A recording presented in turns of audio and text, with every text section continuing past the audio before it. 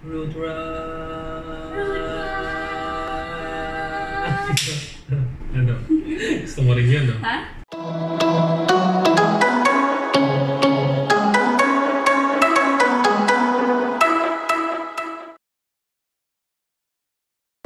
Hi guys! Welcome back to our channel. Today, we're going to talk about root rot. We're not experts, pero everything that we're going to share, rest assured that we have tried it ourselves. Hindi siya yung nabasa lang namin, tapos alam mo yung kunyari, or ginugol lang, tapos kunyari, alam namin. Rest assured that we have tried everything that we are going to share regarding this topic.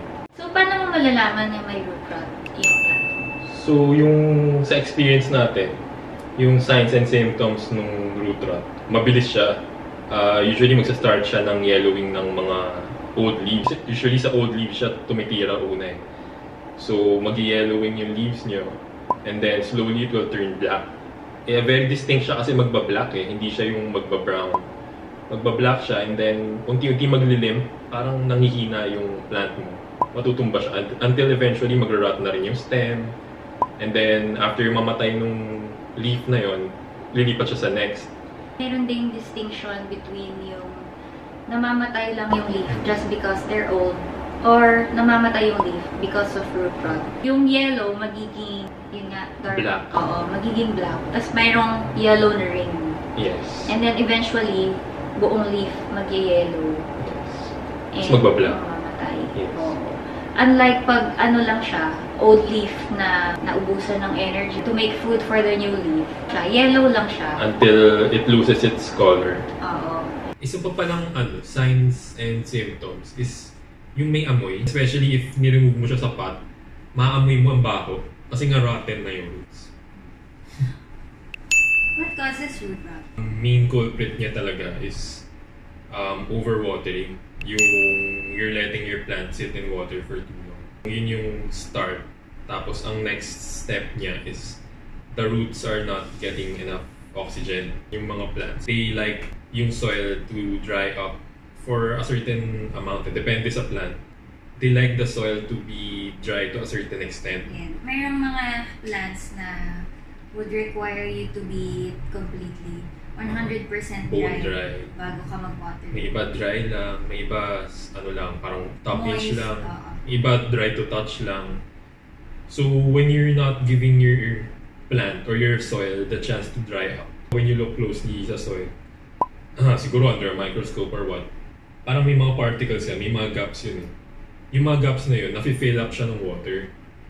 Ngayon, when you let your soil dry out, yung gaps na yun, imbis na puno siya ng water, nafi-fill up siya ng air, ng oxygen. So, dapat may balance kasi ng ganun yung soil ng mga plants natin. Nafi-fill up sila ng water, and then they get the chance to dry. Tapos nafi-fill up naman sila ng air. Yung sinasabi na you're letting your plant sit in water for too long kasi yung gaps niya, puno pa ng water. Pupunuin mo na naman siya ng water. Isa pang cause ng root rot is when you put a plant in a soil mix na hindi siya compatible with. Ito, yung mga aeroids, they like airy soil. Cactus, they like ganun Cactus din, mix. well-draining Cactus. soil. Kaya may cactus mix, mayroong orchid Aroid mix, mix. aroid mix. Is because hindi lahat ng halaman pareho ng Yes. requirement. So, pag pinilagay mo yung halaman mo sa maling soil mix, ang nangyayari, either it gets too dry or it gets too wet. Mas safe ka dun sa mas dry because mas madali siyang i-save. But when it gets too wet, yun yung... Mahirap na siya i-save. Yes. Another thing that could cause root rot is when you place your plants in a spot where there's not enough lighting. Kaya importante na nag-a-adjust ka ng watering mo. Depende dun sa how much light it's getting. Nag-a-adjust ka. Siyempre, the brighter, the more thirsty the plant will get. Kasi the more energy yung ginagamit niya. Kasi marami siyang na-absorb na sunlight. So like we said kanina, lahat ng mga sasabihin namin na how to save your plant is na-experience na namin. Kasi may mga plants kami na root rot. So, if ever na isa kayo dun sa mga kagaya namin, okay lang yun. It happens talaga whether it's your fault or not. Parang part of, na lang yun, learning experience. Kagaya namin. Siguro ngayon we're ready to talk about our plants. Yes. Na root rot. Finally. Naka-move on. Ready ka na pag-usapan. Some of them died, pero merong nag-survive yung iba naming halaman. So, yung first plant namin na root rot, actually, yun yung pinaka-first plant namin. Yes, my very, very first plant. Insert picture. Yun yung philodendron, yun yung first namin na philodendron cellule. So sa circle, it was one of the most cheapest na maganda. Kasi nung naglalakad ako nun, nakita ko may monstera, may rubber tree. Sabi ko, ang mamahal naman ito, 1,000 plus, 2,000 plus. Ano pa nga, first time lang namin nun. Although during that time, in fairness, medyo mura pa yung plants. Oo, compared to now. Compared to ngayon. So, binili ko yung Salum. 350 pesos siya. When we bought it, hindi pa kasi kami marunong. Hindi man lang namin natanong kung may roots na ba to, established ba to, kailan mo huling diniligan. In fairness naman, tinanong ko kung pwede ba to indoors. Pwede naman, pero sabi niya kasi, diligan ko raw once every 3 days. Feeling ko siya nung time na yun parang clueless kami tapos masyado kaming bigo. Clueless tayo, but also clueless din siya because probably hindi niya alam na iba yung requirements nga ng halaman. Kapag nasa loob ng bahay and nasa labas. Siyempre yung sa kanila, garden center sila. Nasa labas yung halaman nila. Sometimes may direct sun. Tapos mainit. Yun yung tingin ko kasi yung nirecommend niya. Para sa pwesto niya. Kasi bilad siya sa araw Ito na nga. After 3 days, diniligan ko. Finull watering ko. Hindi ko chinek kung dry na ba yung lupa. Hapon, didiligan ko siya, tas gabi mag-aircon ako. So, yung soil, hindi na nabigyan ng chance na mag-dry. I think nag-develop pa nga ng fungi kasi basa tapos ang lamig. Oo.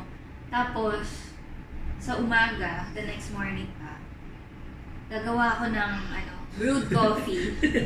Tapos, itatapon ko dun yung coffee grounds na basa pa. Which I didn't know. Dapat pala pinapatuyo muna yung coffee grounds bago mo ilagay sa halaman. Para yun nga hindi mag-fungi. So, yun. Ang nangyari nun, parang slowly, unti-unti siya. Yun nga yung mga signs and symptoms na sinabi namin kanina. Unti-unti siya, parang nag-yellow yung isang leaf. Hanggang sa nag-black. Nalala ko, cut tayo ng cut ng leaf nun, di ba? Kasi nagba-black siya. Binili ko siya parang 5 leaves. 5 or 6? 5 leaves, tapos merong sprouts. Oo. Nagpa-black siya. Cut kami ng cut. Hanggang sa unti-unti, naubos na yung leaf. Kakat na namin yung stem. Tapos doon naman siya lilipat sa next na stem. At first, akala ko yung fungi lang. Kasi nakita ko siya sa soil So, tinanggal ko yung fungi. Tapos, nilagay namin siya sa mas mainit na spot. Tapos, hindi muna natin diniligan nila. Tapos, nilabas ko siya sa kwarto ko para hindi siya na-aircon. Na-aircon sa gabi. Tapos, hindi muna natin dinidiligan masyado nun Tapos, I think, naghinala pa tayo na pest yun. So, bumili tayo ng neem nun Really? Nag-neem oil tayo. Tapos, wala naman nagiging effect. Tumuloy lang rin uli yung symptoms. Tapos, ang kulit pa namin, parang akala natin yung coffee grounds, yun naman yung next na hinala natin. So, flinash out pa namin yung coffee grounds. Tapos, nilagay pa namin siya sa medyo may arawan. Nilagay namin siya sa direct sun. Mga 11. An afternoon. Mga 11 o'clock. Tapos, hanggang sa natira yata 3 leaves. 3 leaves. Hanggang sa natira 3 leaves. I think from 5 or 6, naging 3 leaves. 3 leaves na siya. Nag-decide na kami ilagay sa smaller pot. Konti lang talaga yung roots niya to begin with. Mostly aerial roots siya na nilubog. Di namin alam, yung helper namin, rin pala siya, hayok din siya mag-delay. So, hindi namin na-control. Hindi namin na-monitor. So, na-overwater pa rin siya.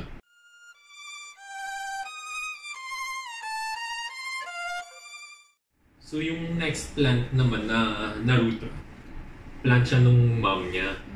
Ano naman siya, philodendron celum din. Pero ito, it's a mother plant. Literal na mother plant kasi plant ng mama niya. Tapos mother plant siya, laki.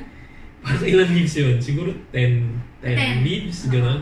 Ang hindi namin alam is sinabi pala sa kanya nung landscapeist na dapat nilalabas every week. Oo, para mahanginan.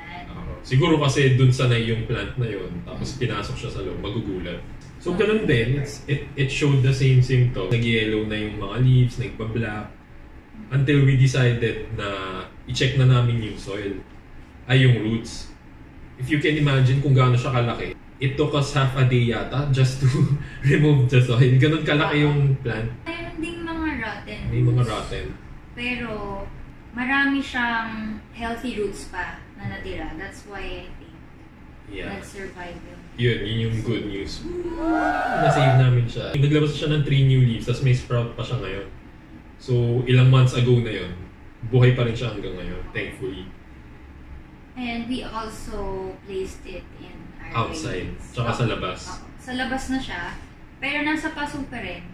Tapos, gumamit kami ng aerate mix. Tinanggal namin yung luma niyang soil, which is parang garden soil. Maraming ipa. Maraming fresh ipa. And it's also getting morning sun, pagkakaalam ko. So yung last plant namin na root rot is, ayan, ito.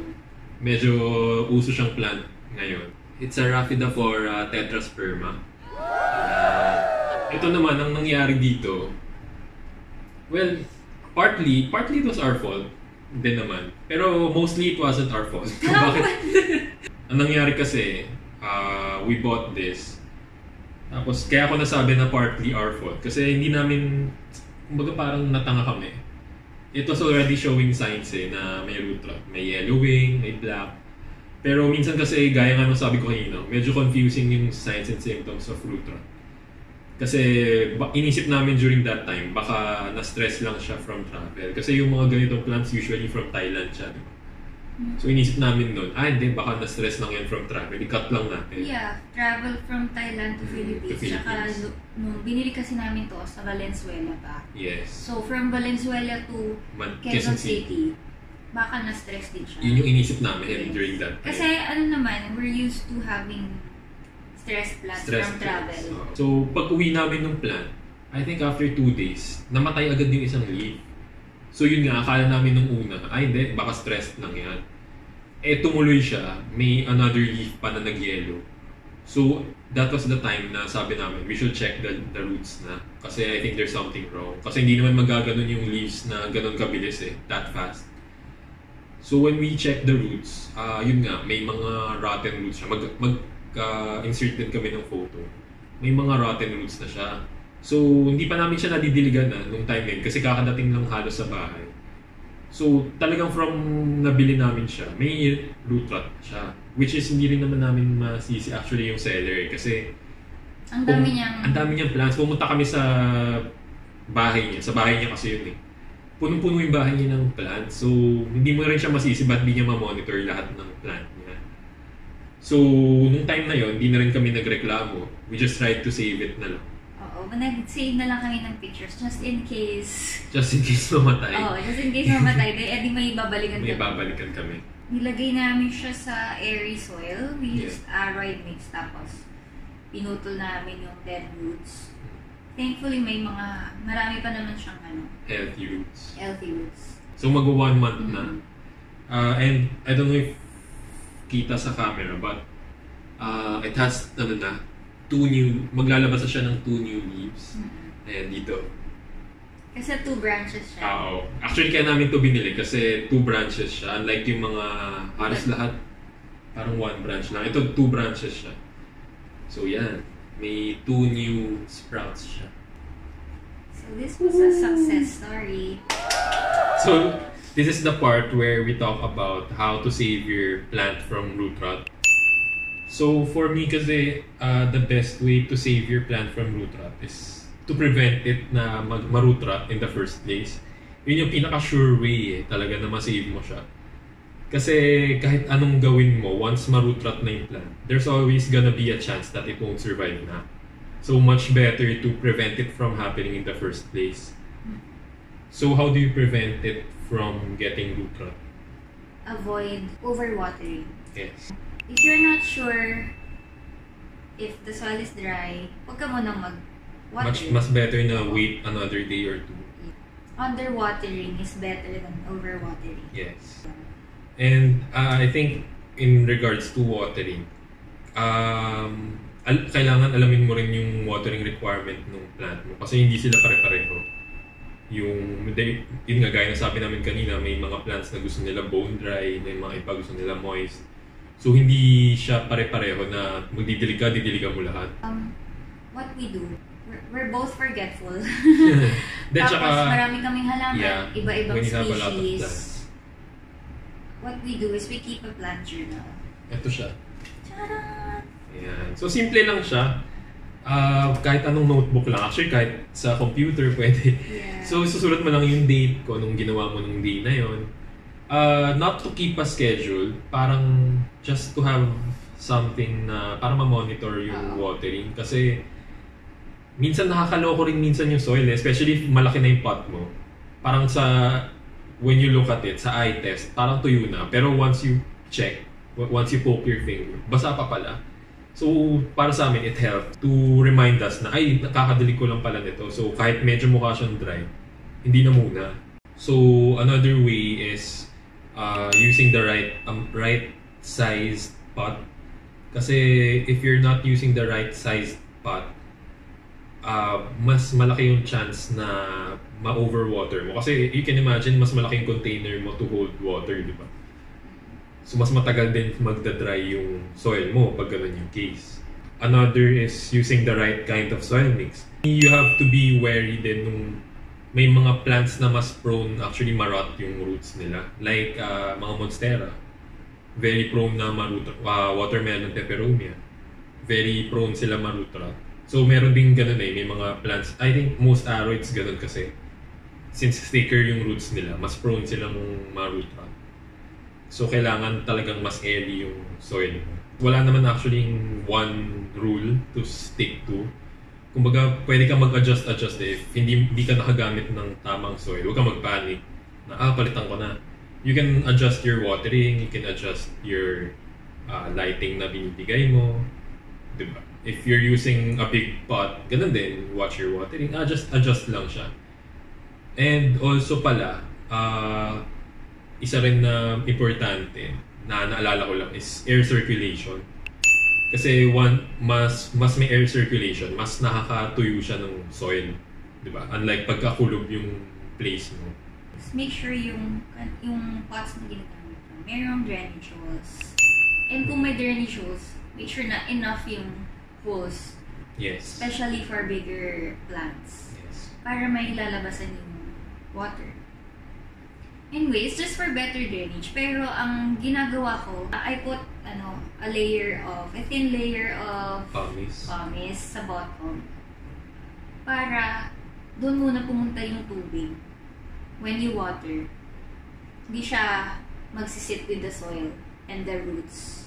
And also it helps when you aerate your soil. For us, I think may mga nababasa ako na hindi sila believer ng pag-aerate ng soil. Pero for us, it helps when you aerate the soil. So you can aerate your soil either manually, tusok-tusukin mo yung soil, or when you water with hydrogen peroxide, nag-a-add siya ng oxygen. Actually, makikita mo siya umaangat nga yung soil.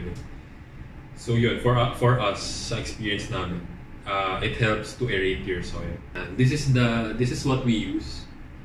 Hydrogen peroxide, 3%. You can buy this sa drugstore. Yes. Sa Mercury Drug, Watsons. Sa grocery. Minsan nakabili pa ako niyan sa 7-Eleven. Yes. Baka meron kayo niyan sa bahay niyo. It's also called agua oxygenada. Ito kasi H2O2 to, di ba? Water H2O. So there's an extra oxygen molecule. So yun yung nare-release pagka binuhos mo siya sa soil mo. Kaya na-aerate niya yung soil. So, paano na pagka yun na nga, nandun ka na, hindi mo na na-prevent? Kasi nangyayari talaga siya, it happens. So anong gagawin mo pagka nandun ka na? Pag na-try mo na lahat, tinek mo walang peste, walang fungi, nag-spray ka ng neem oil, nag-spray ka ng fungicide, may drainage yung pot mo, you have the right soil mix, tapos nag-boost ka rin ng peroxide. Minsan talagang magkakamali ka talaga sa pag-water.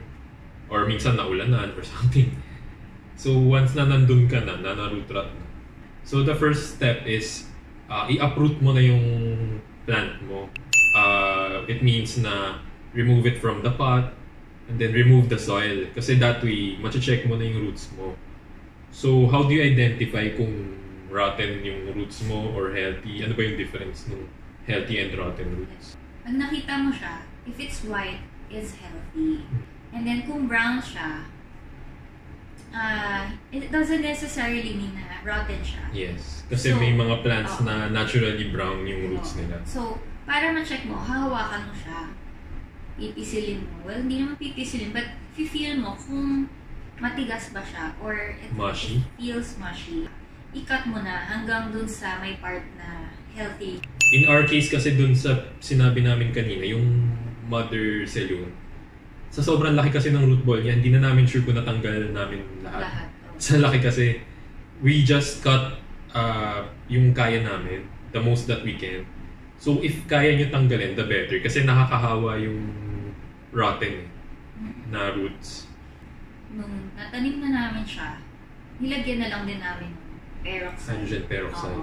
By the way, if kunyari yan, kilat mo yung rotten roots, and then you're left with a small root ball, konti na lang yung natirang healthy roots. After mo ipot, diligan mo siya ng water with rooting hormone. To encourage the root na mag-grow. So, ito yung ginagamit namin normally, yung Hormex. Pero ngayon nag-try ako ng bago dito sa kay Aditha Bautista Farm Supply. Ayan, rooting hormone din to. Nagtatry ako ng bago, pero ito yung ginagamit namin. So yun, that's all about root rot. Sana may natutunan kayo and we hope na we helped. Yeah. Hopefully, if ever may plant na kayo na root rot, kaya nyo sinerch to. Hopefully makatulong siya. That's all.